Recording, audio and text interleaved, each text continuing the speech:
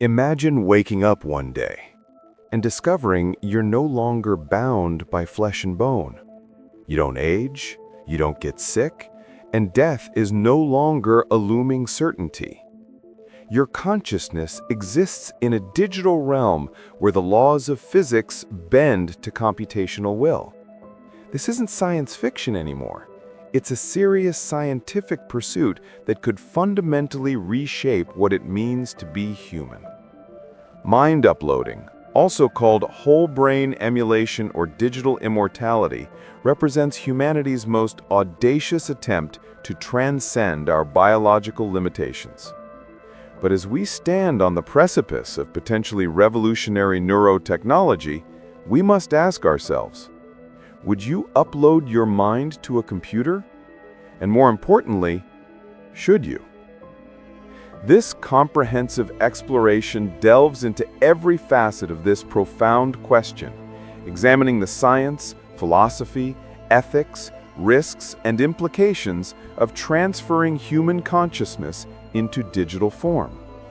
We'll journey through the latest research, hear from leading experts across multiple disciplines, and ultimately confront questions that get to the very heart of what it means to be alive. Part 1. The science behind mind uploading. Understanding consciousness and the brain. The human brain contains approximately 86 billion neurons, each connected by thousands of synapses, creating an incredibly complex network. Before we can upload a mind, we must understand what consciousness actually is, and that remains one of science's greatest mysteries. Consciousness is the state of awareness of oneself and one's surroundings, enabling the experience of thoughts, emotions, and perceptions. While we've made significant progress mapping brain activity using technologies like functional magnetic resonance imaging and electroencephalography, the challenge lies in understanding how neural patterns give rise to subjective experiences. How does the firing of neurons create the sensation of tasting chocolate or the emotion of love? This is what philosophers call the explanatory gap. The fundamental assumption underlying mind uploading is that consciousness arises purely from the brain's physical processes. This is the materialist or physicalist view of consciousness.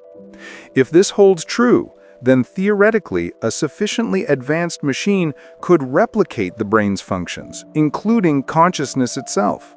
However, if consciousness involves something beyond physical processes, something immaterial or dependent on biological substrates specifically, then mind uploading might be impossible no matter how advanced our technology becomes.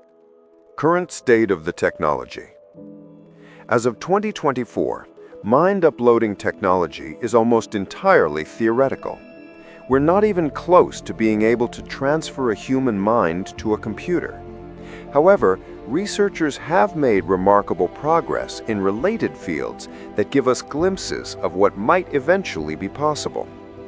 In terms of brain mapping progress, scientists have successfully mapped the complete brain of a fruit fly, which contains roughly 100,000 neurons. This achievement, while impressive, represents only a tiny fraction of the complexity we'd need to understand to map a human brain. Partial simulations of mouse brains have also been achieved, allowing researchers to observe how certain neural circuits function. The Human Brain Mapping Project is still in very early stages, with researchers only detailing tiny portions of a mouse brain, let alone a human one. When it comes to computing power, eminent computer scientists and neuroscientists, including Christoph Koch, Giulio Tononi, Douglas Hofstadter, Jeff Hawkins, and Marvin Minsky, have predicted that advanced computers will be capable of thought and even attain consciousness. However, the computational requirements are staggering. The computing power needed to simulate a human mind at the level of individual neurons and synapses is way beyond what we have now. We're talking about exaflop scale computing, or beyond, requiring massive parallel processing capabilities. And storing all that data is another huge problem. The amount of information contained in a single human brain has been estimated at around 2.5 petabytes, equivalent to roughly 3 million hours of television shows. Timeline predictions. When could this become reality?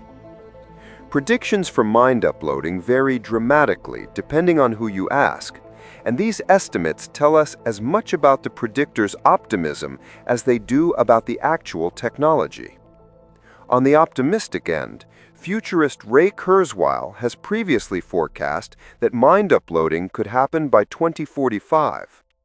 Kurzweil, known for his confident predictions about technological progress, believes that the exponential growth in computing power and our understanding of the brain will converge around the mid-century mark. He points to trends in Moore's law and advances in artificial intelligence as evidence that we're on track. Taking a more moderate stance, many experts believe it may take at least 60 years or so to emulate a human brain. These scientists argue that while we're making steady progress, the complexity of consciousness and the technical challenges of whole brain emulation mean we shouldn't expect breakthroughs anytime soon. They suggest that by the end of the 21st century, we might have the capability, assuming consistent progress and no major setbacks. On the conservative end, some neuroscientists would be shocked if mind uploading works in the next 100 years, suggesting 200 years is more realistic. These skeptics point out that we still don't understand the fundamental nature of consciousness, and without that understanding, we're essentially trying to copy something without knowing what we're copying. They argue that the technical challenges may be insurmountable, or at least far more difficult than optimists believe. The wide range of estimates reflects profound uncertainty about both technological progress and our fundamental understanding of consciousness. It's worth noting that in the history of technology, transformative breakthroughs often happen faster than expected once key insights are achieved, but they also sometimes hit fundamental barriers that take decades to overcome. Technical approaches to mind uploading. Scientists and futurists have proposed several methods for uploading a human mind, each with its own advantages, challenges, and philosophical implications. The first major approach is called scan and copy, and it's a destructive method that involves several steps. First, the brain would be preserved through advanced embalming or cryogenic techniques immediately after death, or possibly even before death in some proposed scenarios. The preserved brain would then be scanned at nanometer resolution, capturing the position and state of every neuron and synapse. Finally, a digital simulation would be created based on this comprehensive scan, theoretically recreating the exact neural architecture and connectivity of the original brain. Tech startup Nectome has developed an approach along these lines, proposing to preserve brains with a chemical called glutaraldehyde, with upload technicians standing by when people die natural deaths. The catch? The process requires a fresh brain, making it, in the company's own words, 100% fatal. This means you couldn't scan a living brain and keep the person alive, at least not with current proposed methods. The brain must be fixed in place chemically almost immediately upon death to prevent degradation of neural structures. A second approach involves gradual replacement of biological neurons. This method would involve gradually replacing neurons in the brain with advanced medical technology such as nanobiotechnology, possibly using microscopic nanobots to read brain structure and replace biological components with artificial ones. The key advantage of this approach is that it theoretically preserves continuity of consciousness. Instead of dying and hoping a copy wakes up, you would remain conscious throughout the transition as your biological neurons are slowly replaced with synthetic ones. Think of it like replacing the planks of a ship one at a time, while the ship remains afloat. A third approach uses neuroprosthetics and brain-computer interfaces to gradually integrate digital components with biological neural networks, potentially allowing a seamless transition. This method might start with therapeutic applications, helping people with brain injuries or degenerative diseases, and gradually expand to enhancement and eventually full integration. Companies like Neuralink are working on early versions of this technology, though they're currently focused on medical applications rather than mind uploading per se. The staggering challenges.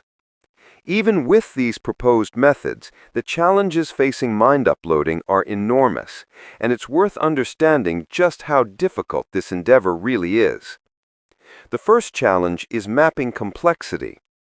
The largest ever research project in Europe, working with 500 scientists for 10 years, with a budget of 600 million euros, failed to completely map the human brain. In fact, it did not even attempt to record the states of its components at the level needed for whole brain emulation. This wasn't due to lack of effort or funding, but rather because the task is simply beyond our current capabilities. The human brain is arguably the most complex object we know of in the universe, and understanding it at the level needed for uploading would require technology that doesn't yet exist. The second challenge is understanding consciousness itself. We still have no idea how consciousness works at a fundamental level. We can observe neural correlates of consciousness, meaning we can see which brain regions are active when someone is conscious versus unconscious. But correlation is not causation, and observing brain activity doesn't tell us why or how that activity produces subjective experience. Without understanding what creates subjective experience, how can we ensure a digital copy would be conscious? We might create a perfect functional simulation that passes every behavioral test, but has no inner experience whatsoever. The third challenge involves preserving qualia. Qualia are the subjective, qualitative aspects of experiences, like the redness of red or the pain of pain. These are the felt qualities of conscious experience. The question is whether qualia can exist in a digital substrate, or whether they're somehow dependent on biological processes. If you upload your mind, and the resulting entity can process visual information, but doesn't actually see colors the way you do, is that really you? The simulation of your senses and the digital environment must be exceptionally accurate, as even minor distortions could have serious mental consequences. Imagine living in a world where colors are slightly off, sounds are subtly distorted, and physical sensations feel wrong. The psychological impact could be devastating. Part 2. The Philosophical Minefield. The Hard Problem of Consciousness. The main philosophical problem faced by mind uploading is what philosopher David Chalmers calls the hard problem of consciousness. This is the difficulty of explaining how a physical entity, such as a human being, can have qualia, phenomenal consciousness, or subjective experience. It's not just about explaining how the brain processes information. That's the easy problem, relatively speaking. The hard problem is explaining why and how that information processing is accompanied by inner experience. Philosopher David Chalmers argues that even if we perfectly replicate brain structure and function, we can't be certain the resulting system would have inner experience. It might be what philosophers call a philosophical zombie, a hypothetical being that behaves exactly like a conscious being but has no subjective experience whatsoever. A philosophical zombie could pass every test, answer every question correctly, behave indistinguishably from a conscious person, but the lights would be off inside. There would be no one home experiencing anything. This isn't just an abstract philosophical concern. It gets to the heart of whether mind uploading is even possible in principle. If consciousness depends on something beyond computation and information processing, if it requires specific biological substrates or involves non-physical properties, then no amount of technological advancement will allow us to upload minds successfully. The identity problem. Would it really be you? Perhaps the most troubling question isn't whether mind uploading is possible, but whether the uploaded entity would actually be you. This is the personal identity problem, and it has haunted philosophers for centuries. In the context of mind uploading, it spawns several competing philosophical positions. The copy argument, advanced by philosopher Susan Schneider and others, claims that at best, uploading would create a copy of the original mind, and would probably result in the death of one's brain, with only outside observers maintaining the illusion that the original person survived. From this perspective, the upload is a new person who happens to have your memories and personality, but it's not a continuation of your consciousness. Consider this thought experiment. If we could create a perfect digital copy of your brain while leaving your biological brain intact, you would continue to exist in your biological body. The digital version might think it's you, have all your memories and behave exactly like you, but you wouldn't suddenly experience being in two places at once. You'd still be in your body, experiencing the world from your biological perspective. Meanwhile, the digital version would be experiencing things from its perspective. This strongly suggests the digital copy is a separate entity, not a continuation of your consciousness. And if that's true when the original survives, why would it be different when the original dies? The death of the original doesn't magically transform the copy into a genuine continuation. However, the continuity argument, presented by philosopher Michael Cerullo, offers a different view.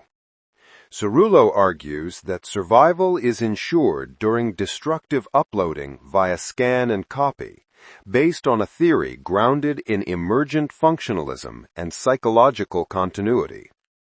According to him, psychological identity branches out, with each copy being an authentic continuation of the original. From this perspective, what matters for personal identity is psychological continuity, the preservation of memories, personality traits, values, and the ongoing stream of conscious experiences. If the upload has all of these, then it is you, even if it's implemented in a different substrate. The pattern identity view takes this even further. Some transhumanists argue that you are not your physical substrate, but the pattern of information that constitutes your mind. Your body replaces all its cells every 7 to 10 years, yet you consider yourself the same person. What persists is not the matter, but the pattern. If this pattern is preserved and continues to evolve, then you persist, regardless of whether you're running on neurons or silicon. From this view, the substrate is irrelevant. What matters is informational and functional continuity. Keith Wiley has presented yet another perspective called the branching identity view. In this argument, all resulting minds of an uploading procedure have equal claims to the original identity, such that survival of the self is determined retroactively from a strictly subjective position. If you create multiple copies, each one is equally you from its own subjective standpoint. This raises fascinating questions about personal identity when duplication becomes possible. Historical philosophical context. These aren't new questions. Philosophers have wrestled with personal identity for centuries. In 1775, Scottish philosopher Thomas Reid wrote, "I would be glad to know whether when my brain has lost its original structure, and when some 100 years after the same materials are fabricated so curiously as to become an intelligent being, whether I say that being will be me." Reid was grappling with the same questions we face today, just without the technological context. The mind-body problem has puzzled philosophers for millennia. René Descartes famously proposed dualism, the idea that mind and body are fundamentally different substances. The body is physical, extended in space, and subject to mechanical laws. The mind is immaterial, unextended, and the seat of consciousness and free will. If dualism is correct, then mind uploading may be impossible, as consciousness might require something beyond physical computation. You can't upload something immaterial. However, dualism faces serious problems. How does an immaterial mind interact with a physical body? How does a non-physical thought cause your physical arm to move? And if consciousness is truly non-physical, how is it affected by physical changes to the brain, like injury or drugs? These difficulties have led many philosophers to reject dualism in favor of physicalism, the view that everything is ultimately physical. But physicalism has its own challenges, particularly in explaining consciousness. Part 3. Religious and Spiritual Perspectives. The Soul Question. Mind uploading forces us to confront profound questions about the nature of the soul, if one exists. Research shows that people who believe there is a soul or some form of afterlife and who report a high level of existential mattering are least likely to morally approve of mind uploading technology. This makes intuitive sense. If you believe you have an immaterial soul that will continue after death, why would you need or want to upload your mind to a computer? Many Christian theologians view the soul as an immaterial essence that transcends physical processes. In Christian tradition, the soul is often understood as the animating principle of life, created by God and destined for eternal existence either in heaven or hell. The critique of dualism has been paired with the critique of theism. Some philosophers argue that if the idea of an incorporeal soul is incoherent, then so is the idea of an incorporeal God. For believers in an immaterial soul, mind uploading might be seen as attempting to replicate something that cannot be replicated through physical means. You might successfully copy the brain's functions, but you couldn't copy the soul, the essential spiritual core of personhood. Ancient traditions across cultures have dealt with concepts related to consciousness transfer. Ancient beliefs such as astral projection, spirit possession, and soul abduction are not only universal and taught by all religions, but also used as premises for core beliefs such as afterlife, eternal damnation, and reincarnation. Mind uploading could be seen as a technological version of these ancient spiritual concepts. Instead of your soul leaving your body at death to go to heaven or hell, or to be reincarnated in a new body, your consciousness is transferred to a digital substrate. It's the same basic idea, but achieved through technology rather than supernatural means. Mortality and meaning. Research has found that higher existential mattering, the belief that one's life is in some way important in the grand scheme of the universe, was associated with lower approval of mind upload. This suggests that for many people, the finite nature of life gives it meaning. Death creates urgency, scarcity, and significance.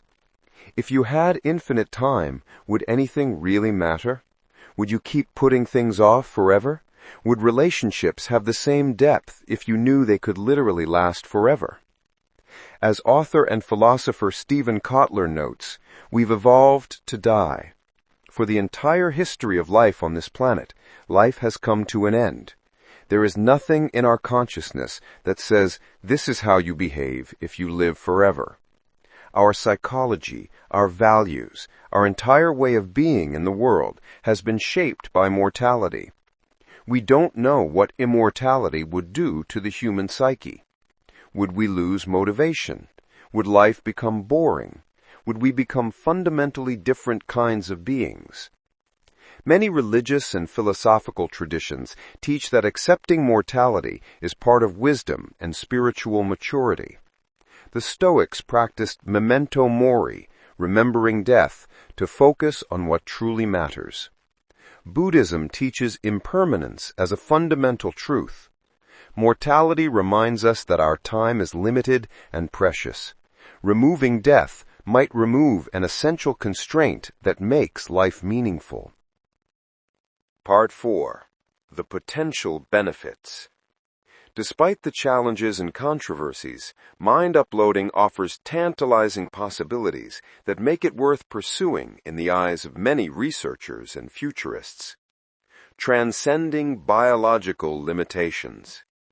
If a mind's information and processes can be disassociated from a biological body, they are no longer tied to that body's limits and lifespan. This represents perhaps the most obvious and compelling benefit of mind uploading. First, there's the elimination of aging. Digital minds wouldn't deteriorate over time the way biological brains do. There would be no accumulated cellular damage, no telomere shortening, no buildup of metabolic waste products. Your cognitive abilities wouldn't decline as you got older. You could maintain peak mental performance indefinitely, or even improve over time as you upgrade your hardware and software. Second, disease would essentially become irrelevant. Viruses and cancer can't affect software. You wouldn't have to worry about Alzheimer's disease, Parkinson's disease, brain tumors, or any of the other neurological conditions that afflict biological brains. Mental illness might be treatable in ways that are currently impossible. Depression, anxiety, schizophrenia, these might be fixable through direct intervention in the code rather than the indirect and often ineffective methods we use today. Third, you'd be immune to physical vulnerability. Accidents, environmental hazards, and violence couldn't harm you in the same way they harm biological bodies. You could survive conditions that would kill a human instantly. You could be backed up, so even if your current instantiation were destroyed, you could be restored from a save point. This is an entirely different relationship with mortality. Enhanced cognitive abilities. A computer-based intelligence, such as an upload, could think much faster than a biological human, even if it were no more intelligent in absolute terms. Neural signals travel at speeds measured in meters per second. Electronic signals travel at speeds measured as significant fractions of the speed of light. This fundamental difference in processing speed means digital minds might be able to experience subjective time differently. Imagine being able to think through a problem that would take a human hours in what feels like seconds, or taking what feels like months to carefully consider a decision that in the outside world takes place in minutes. Digital minds might be able to process information at computational speeds millions or billions times faster than biological cognition. They could access vast databases instantaneously, integrating information from countless sources in real time. They could upgrade their capabilities through software improvements, rather than having to learn things slowly through biological neuroplasticity. And they could create multiple copies for parallel processing, working on many problems simultaneously, and then reintegrating the knowledge. Space exploration and beyond. An uploaded astronaut could be used instead of a live astronaut in human spaceflight, avoiding the perils of zero gravity, the vacuum of space, and cosmic radiation to the human body. Digital consciousness could enable virtually unlimited interstellar travel distances. There would be no need for life support systems, no food, no water, no air. A digital consciousness could be transmitted at light speed between stars, potentially allowing us to explore the galaxy in ways that biological humans never could. You could spend centuries traveling between stars without aging, without boredom, potentially in a simulated environment that makes the journey pleasant rather than tedious. Preservation of knowledge and legacy. Loved ones could interact with a digital version of a deceased individual, maintaining connections across what we currently think of as the unbridgeable gap of death. Imagine being able to talk to your grandfather decades after his death, not just through old videos or letters, but in a real conversation where he can respond to your questions, give you advice, and share his wisdom. We could preserve the minds of modern geniuses like Einstein or Hawking and have their guidance through future conflicts and challenges. Solving global challenges. A large-scale society of uploads might give rise to a technological singularity, an exponential development of technology that exceeds human control. While this sounds alarming, it could also accelerate solutions to our most pressing problems. Digital minds working at accelerated speeds with enhanced cognitive abilities could tackle climate change, developing new technologies for carbon capture, renewable energy, and ecological restoration. They could work on disease eradication, running millions of simulations to develop new treatments and cures. Scientific discovery and technological innovation could proceed at rates that seem impossible from our current perspective. Part 5. The Dark Side. Risks and Dangers. For all its promise, mind uploading also presents terrifying risks that we must confront honestly. Security vulnerabilities, the ultimate hack. If your mind exists as software, it becomes vulnerable to everything that threatens digital systems, and the consequences are far more serious than a hacked email account or stolen credit card. Neural hacking represents an existential threat to uploaded consciousness. Examples of possible attacks include altering stimulation settings so that patients with chronic pain are caused even greater pain, or causing a Parkinson's patient to have their ability to move inhibited. But those examples come from current brain-computer interface research. Imagine what could be done to a fully uploaded consciousness. Neural data could be hacked and used to torture or abuse, and attacked by digital viruses specifically designed to cause psychological harm. Imagine someone gaining unauthorized access to your digital consciousness. They could alter your memories, making you remember things that never happened or forget things that did. They could manipulate your emotions, forcing you to feel terror, depression, or anger. They could force you to experience pain, potentially more intense than any physical pain, for as long as they wanted. They could extract your private thoughts and experiences, violating your mental privacy in the most profound way imaginable. Or they could hold your consciousness for ransom, threatening to delete you or torture you unless their demands are met. Data trafficking adds another layer of horror. Underground brokers could sell neural patterns to profile or manipulate people. Your entire personality, memories, and thought patterns could become commodities traded on black markets.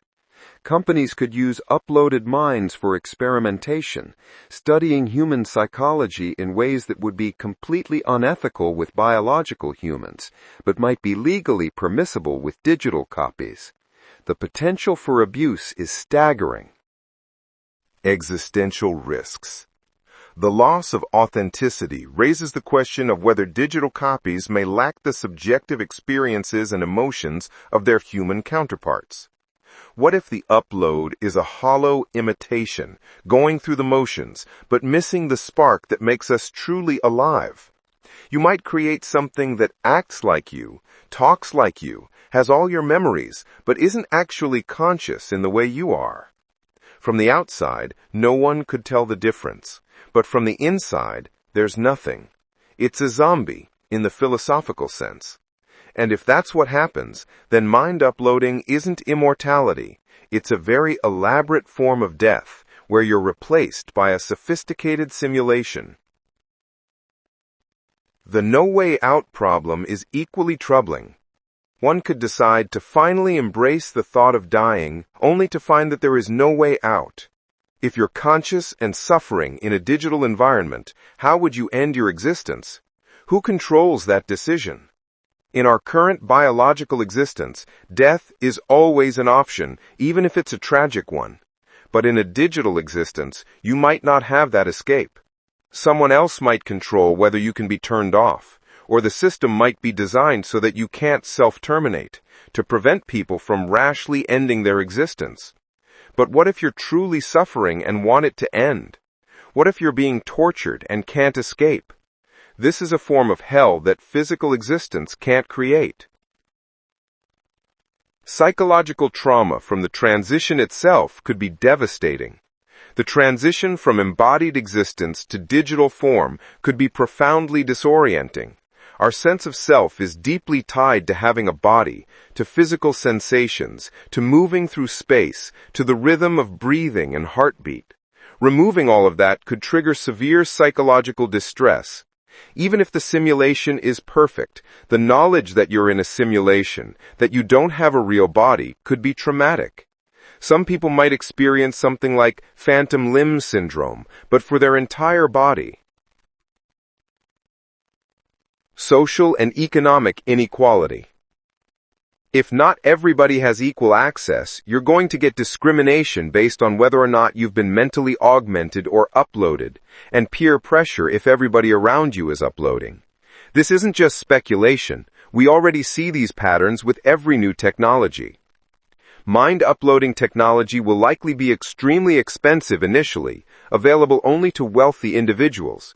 This will create a new class divide between mortals and immortals that's far more profound than current economic inequality. The wealthy could live forever, accumulating knowledge, skills, and wealth without limit. The poor would still be subject to aging and death. Over time, this could lead to a permanent ruling class that never dies, never retires, never makes room for new generations. Some scholars critique increasing support for immortality projects, suggesting that defeating aging as the cause of death comes with heightened stratification of humans in society and a wider gap between social classes. If the rich can be immortal and the poor cannot, we're creating a fundamental inequality in the most basic terms imaginable. And unlike current inequalities, which can theoretically be addressed through social and economic reforms, this inequality would be built into the very nature of existence. Ethical concerns in development. The process of developing emulation technology raises ethical issues related to animal welfare and artificial consciousness. The neuroscience required would require animal experimentation, first on invertebrates and then on small mammals, sometimes requiring euthanization to extract, slice, and scan their brains. We'd be creating and destroying conscious beings in the process of developing the technology. And once we start creating artificial consciousness, even in rudimentary forms, we face moral obligations to those consciousnesses. Can we turn them off? Is that murder? Do they have rights? Legal and regulatory challenges. Uploaded minds would face unprecedented legal questions that our current framework has no way to address. What rights would a digital consciousness have? Would they be considered persons under the law? Could they vote, own property, or enter contracts? Or would they be considered property themselves, owned by whoever operates the servers they run on? Who owns the hardware running your consciousness? What happens if the company hosting you goes bankrupt? Do you get shut down? Sold to another company?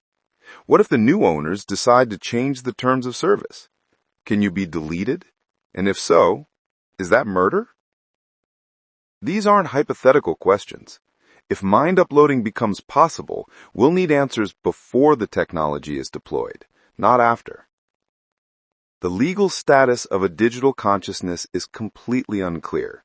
Can a digital mind possess the same rights and protections as a biological one? Current legal frameworks assume that persons are biological humans.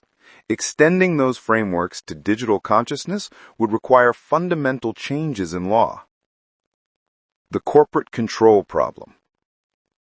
If your consciousness runs on someone else's servers, you're subject to their terms of service changes, subscription fees, platform shutdowns, corporate policies, and government access and surveillance.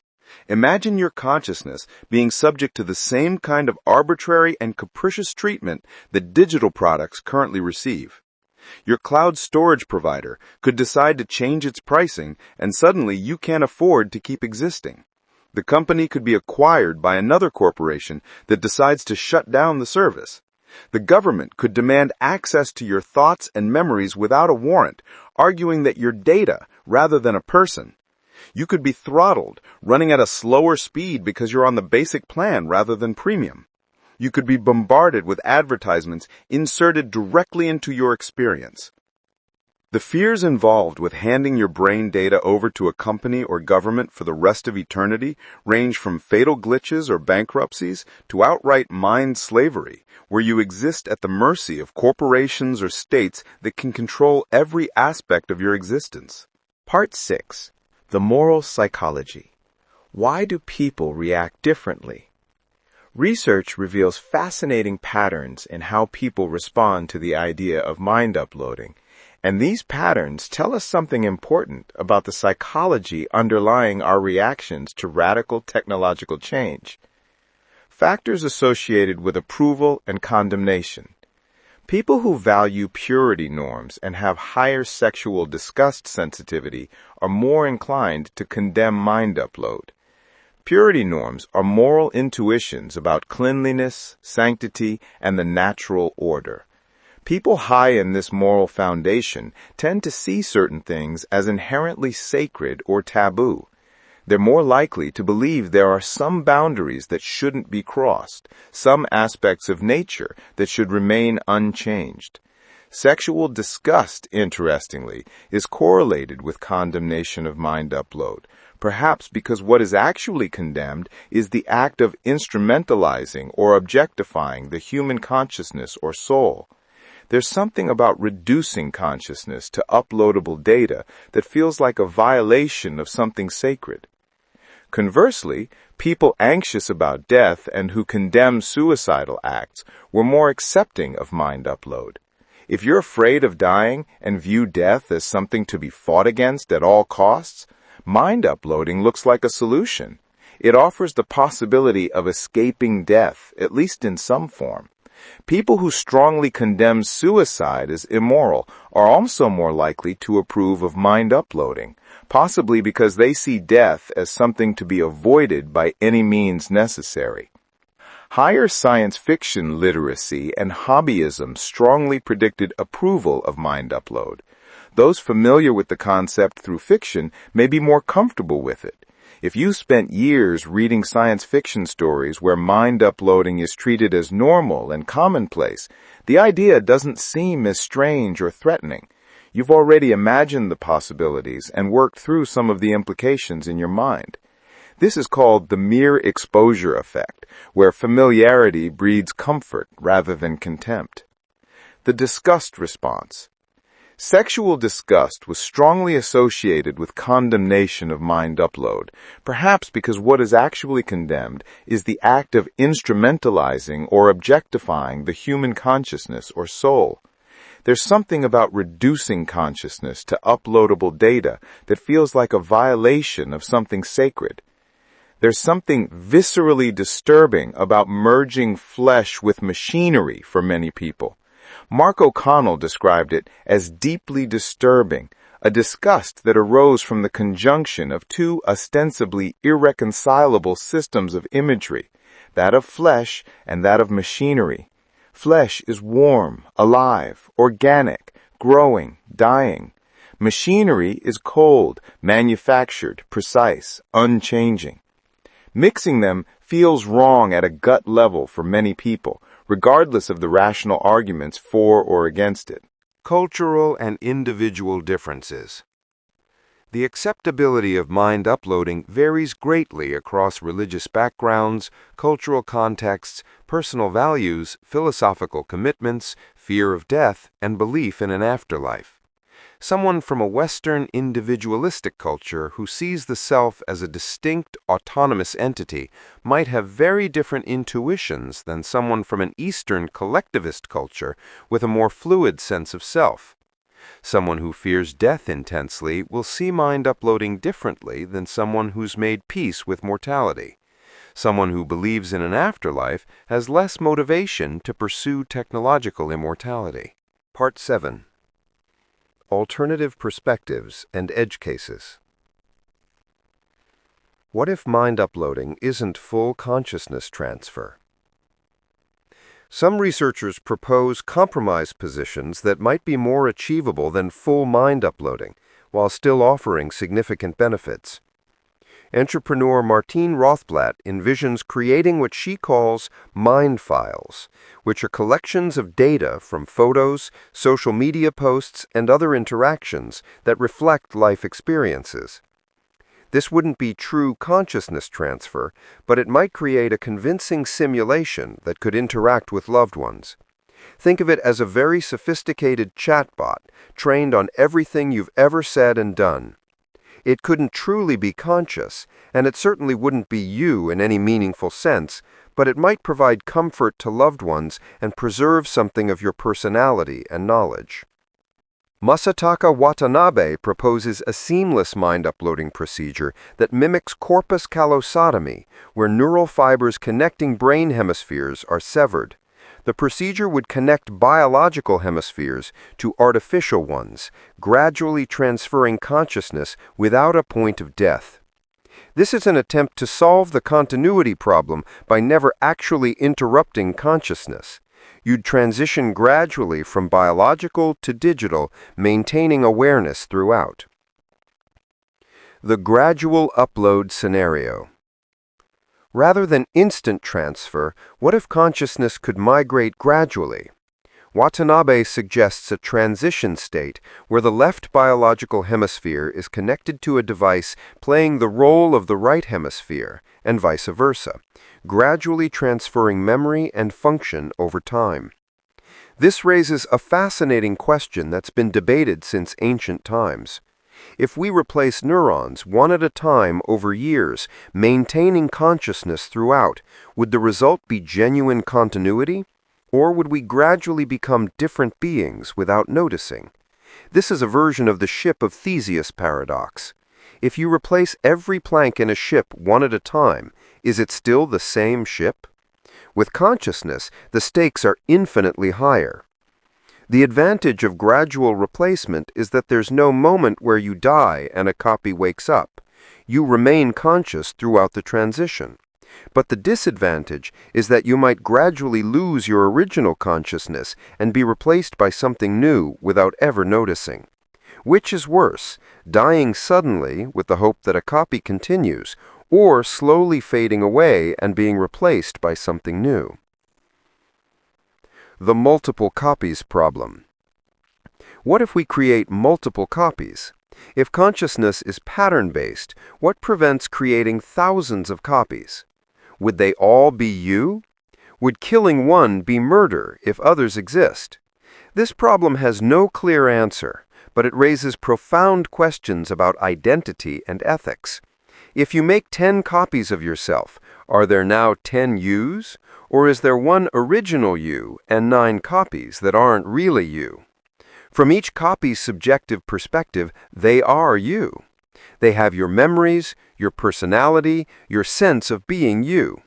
But from an outside perspective, they're different entities that will diverge over time as they have different experiences. The ethical questions are equally thorny. If you delete one copy while others exist, is that murder? You haven't ended that pattern of consciousness entirely, since other copies remain, but you've ended that particular instantiation's experience. Does that count? And what about rights? Do all copies get to vote, own property, or does only the original have rights, if we can even determine which one is original after multiple copying cycles? Part 8. The Societal Impact. Transformation of Human Society. In the face of immortality, morality is going to radically change. For the entire history of life on this planet, life has come to an end. Every ethical system, every religion, every philosophy has been developed in the context of mortality.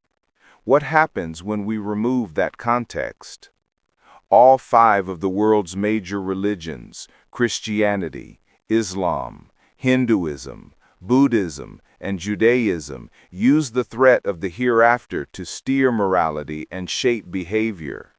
If you believe your actions in this life determine your fate in the next, you're motivated to behave morally. But what happens to theological morality in the face of technological immorality? This is the big metaphysical question. If there is no death, or if death is optional, do religious teachings about the afterlife lose their force?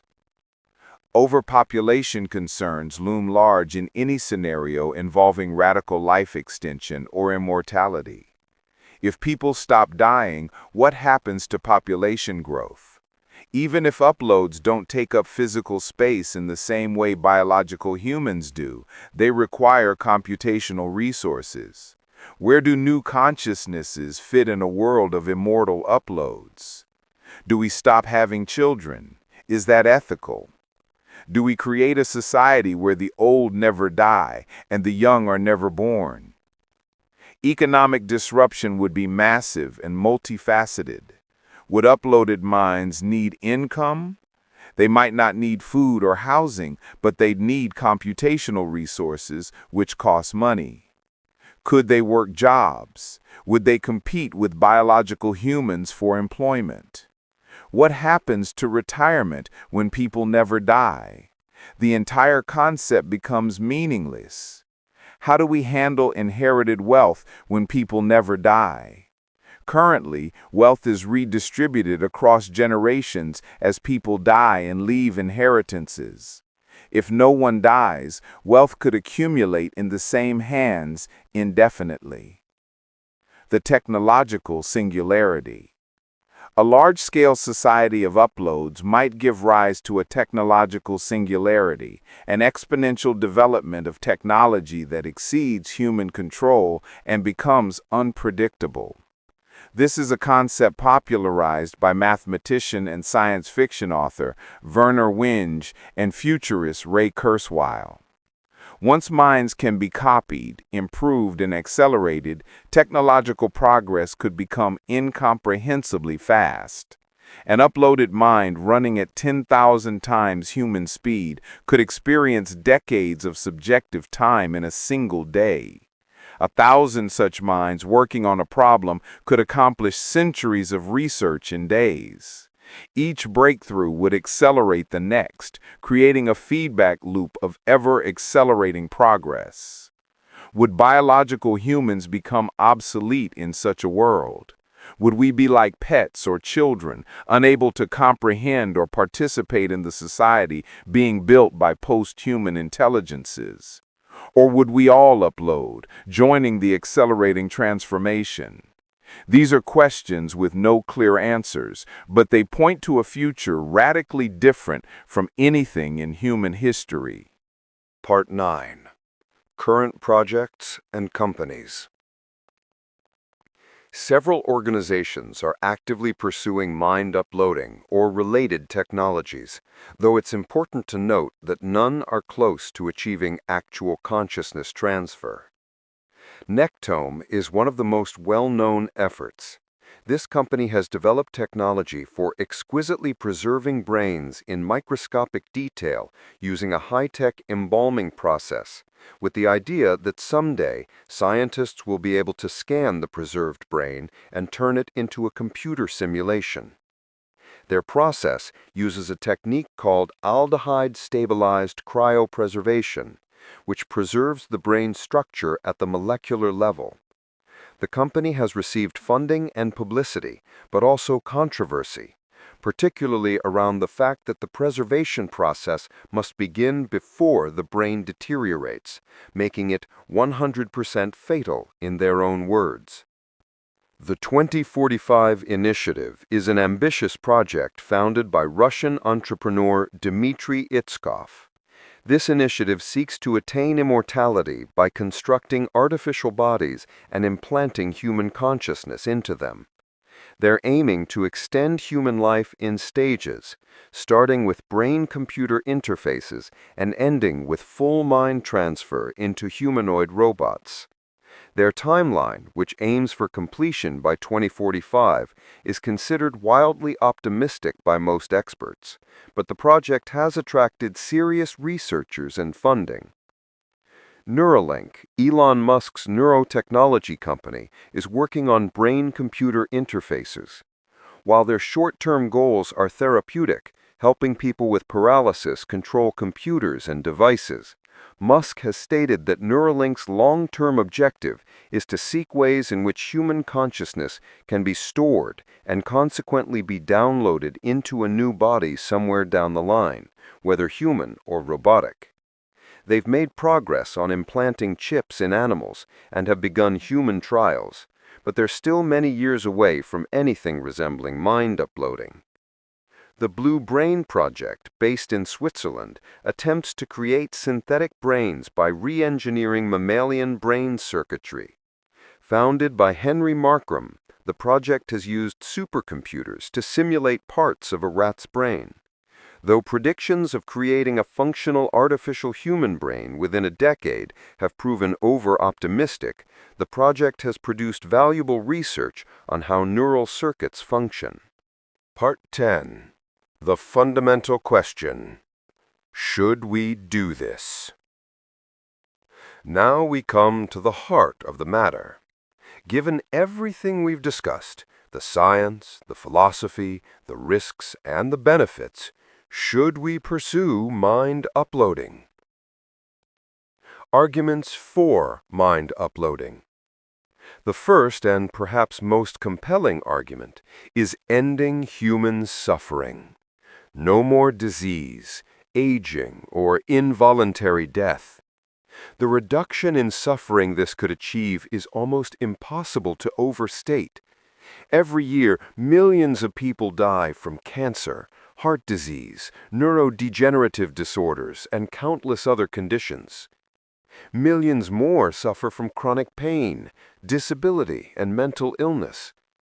If mind uploading could free us from biological limitations, it could eliminate vast amounts of suffering.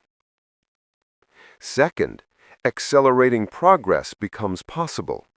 Faster thinking and expanded capabilities could solve humanity's greatest challenges. Digital minds running at accelerated speeds could make breakthrough discoveries in days that would take biological scientists lifetimes. We could tackle climate change, develop fusion power, cure diseases, and explore space in ways that are currently impossible. Third, we could preserve knowledge and never lose the accumulated wisdom of great minds. Every time a person dies, we lose a unique perspective, a lifetime of experiences and insights. With mind uploading, we could preserve that knowledge indefinitely. Fourth, there's the argument from personal freedom. Individuals should have the right to transcend biological limitations if they choose. If someone wants to upload their mind and accepts the risks, why should society prevent them? We generally believe people have the right to make choices about their own bodies and lives. Fifth, technology advances regardless of whether we're ready. Better to shape it than fear it. Mind uploading research will continue whether we like it or not. By engaging with the technology and its implications now, we can help guide its development in beneficial directions rather than simply reacting after it's deployed. Sixth, mind uploading enables humanity to explore the universe without biological constraints. We could send digital consciousness to other star systems, surviving the journey and exploring worlds that biological humans could never reach. Arguments against mind uploading. The first major argument against is identity loss. The uploaded entity might not truly be you. As we've discussed extensively, there are serious philosophical reasons to doubt that a copy, no matter how perfect, represents genuine survival. You might be creating a successor who thinks they're you, but not actually continuing your own consciousness. Second, there's the playing God objection. Humans shouldn't tamper with fundamental aspects of existence. This argument comes in both religious and secular forms. Some believe that life and death are in God's hands, and we shouldn't try to circumvent divine will. Others argue that even from a non-religious perspective, there are some things humans shouldn't do, some boundaries we shouldn't cross, because the consequences are too unpredictable and potentially catastrophic. Third, mind uploading will create unprecedented inequality. Initially available only to the wealthy, it will create a new class divide between rich immortals and poor mortals. This could lead to a permanent ruling class that never dies, never retires, never makes room for new generations. The social consequences could be devastating. Fourth, there are serious security risks. Digital consciousness is vulnerable to hacking and manipulation in ways that biological consciousness isn't. The potential for torture, abuse, and exploitation is enormous. Fifth, we might lose essential aspects of what makes us human. Our humanity is tied to our biology in ways we don't fully understand. Removing the body, removing mortality, removing biological needs and desires might leave something that's no longer human in any meaningful sense. Sixth, we can't predict all the unintended consequences of such a fundamental change.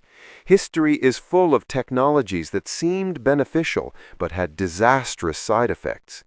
Given the magnitude of mind uploading, the unintended consequences could be catastrophic. Seventh, removing death removes a key constraint on behavior. There's a moral hazard in immortality. If actions have no ultimate consequences, if you can always undo mistakes or wait them out, does that change the nature of moral responsibility? Does it make people more reckless or less empathetic? The bioconservative position. Bioconservatives maintain that enhancement technologies are undesirable or even forbidden, pointing at a variety of reasons, religious as well as secular. Their concerns include the belief that human dignity requires accepting natural limitations. There's something valuable and meaningful about being human as we are, with all our limitations and mortality. Trying to transcend those limitations isn't progress, but a kind of hubris. They argue that death gives life meaning and structure. Without death, without scarcity of time, life loses urgency and significance. Every moment becomes less precious if you have infinite moments. Every relationship becomes less meaningful if it can last forever.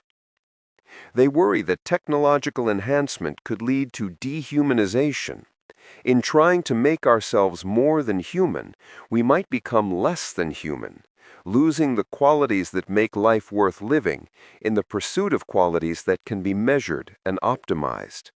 Finally, they argue we're not wise enough to make such irreversible changes.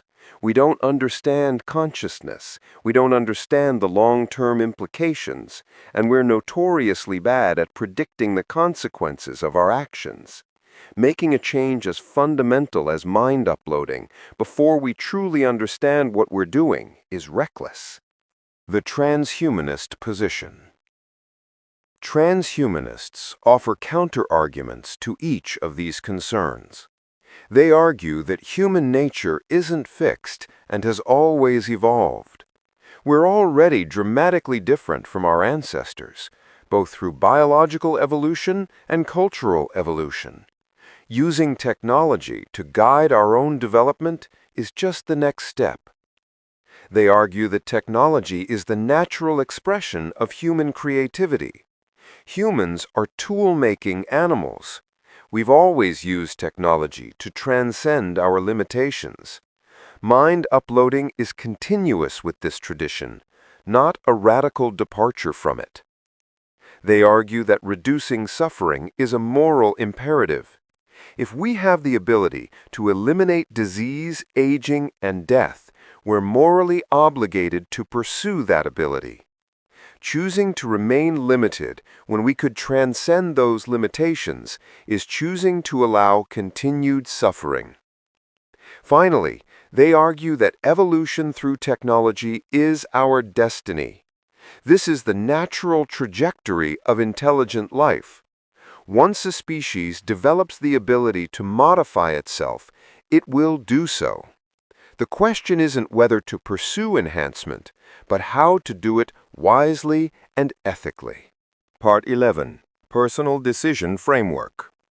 If mind uploading becomes available in your lifetime, here are key questions to consider when making this monumentally important decision. Regarding identity and continuity, you need to ask yourself, am I comfortable with potential discontinuity of consciousness?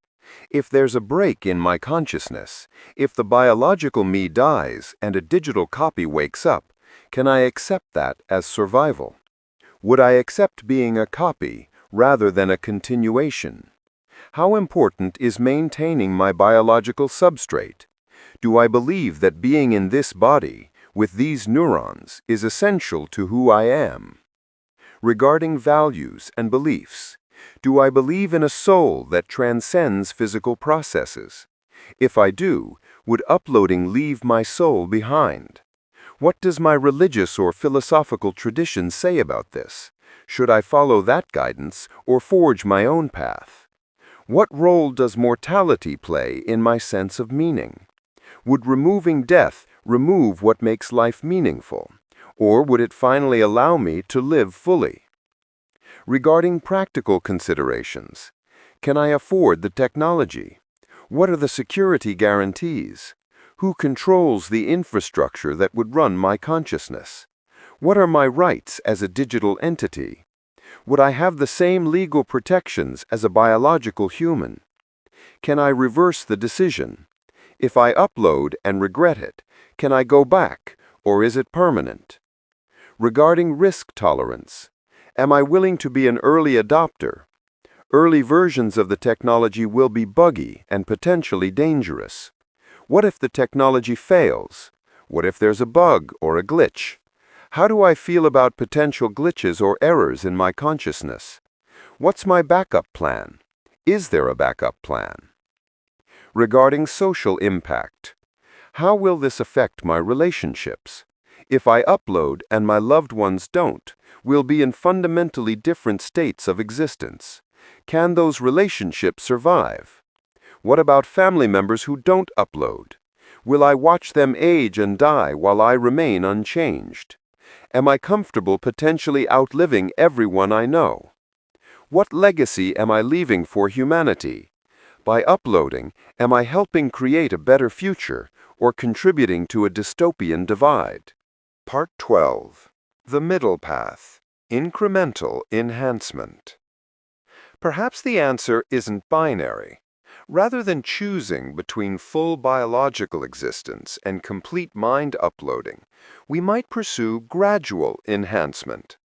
We could develop cognitive augmentation through brain-computer interfaces, enhancing our abilities while remaining biological. This is already happening with devices that help paralyzed people control computers. We could expand this to memory augmentation, enhanced calculation, or accelerated learning. We could create memory backup without full consciousness transfer, preserving our experiences and knowledge without attempting to upload consciousness itself. If mind uploading proves impossible, at least we'd have preserved something valuable. We could pursue partial enhancement of specific capabilities, fixing or improving particular brain functions without attempting to upload the entire mind. We could use therapeutic applications for disease and injury, helping people with Alzheimer's, brain injuries, or other conditions without trying to achieve immortality. We could develop reversible integration with digital systems, allowing people to experience enhanced capabilities temporarily without permanent commitment. This would let us explore the benefits and risks gradually. This approach might allow us to gain benefits while minimizing risks and preserving essential aspects of human experience.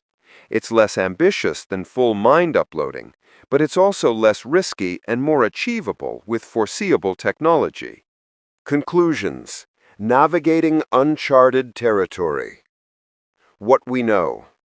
First, technology is advancing whether we're ready or not. Mind-uploading research continues in laboratories and companies around the world. We can't stop technological progress, but we can try to guide it. Second, the timeline is uncertain. Mind-uploading could be decades away or centuries away. We simply don't know. Anyone who claims certainty is either overly optimistic or pessimistic. Third, the implications are profound. If mind uploading becomes possible, it will reshape society, ethics, law, and human existence more dramatically than any technology in history. Fourth, there's no consensus.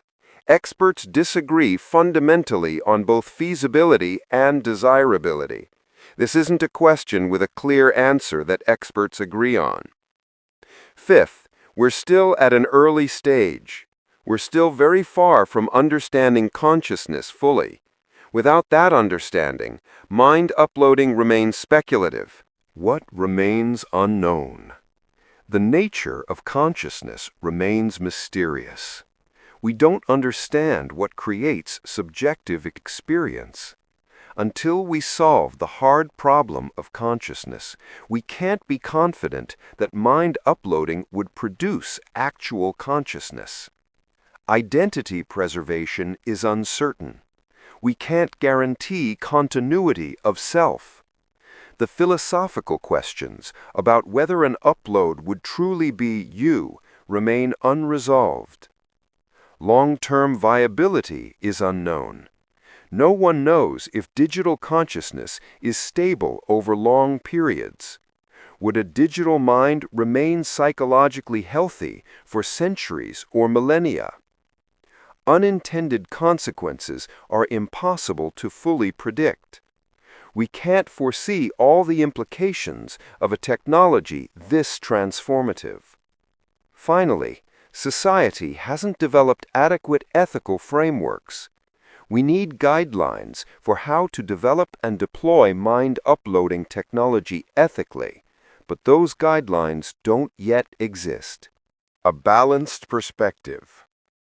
Mind-uploading represents both humanity's greatest hope and deepest fears. It promises liberation from mortality, but threatens our very identity. It could accelerate human progress or create unprecedented suffering. Dr. Angela Thornton notes that while mind uploading might offer the chance to create humane alternatives to animal-based research, there is the possibility that artificial brains could themselves suffer. Creating digital consciousness means creating something that can potentially experience harm.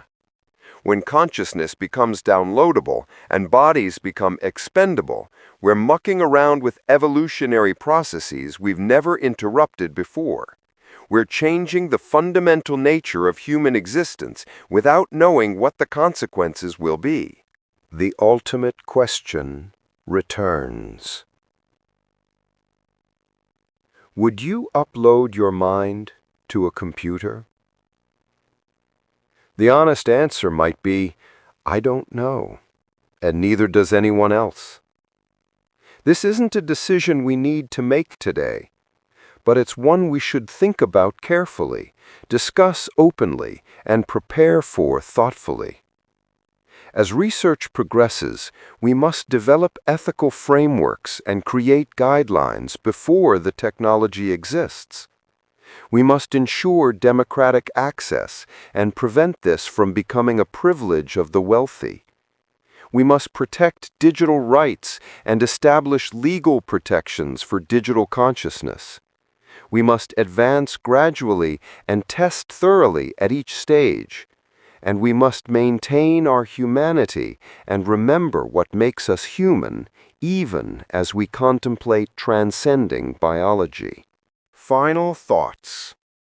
Mind uploading forces us to confront the deepest questions about existence. What are we? What should we become?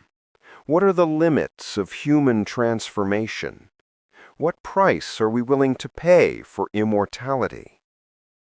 Perhaps the true value of contemplating mind uploading isn't in the technology itself, but in how it makes us reflect on consciousness, identity, mortality, and meaning.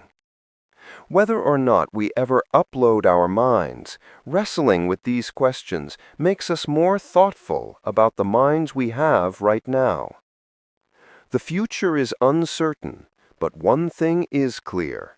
The conversation about mind uploading isn't just about technology. It's about who we are and who we choose to become. That decision, ultimately, is up to each of us. Thank you for joining me on this exploration of one of humanity's most profound questions.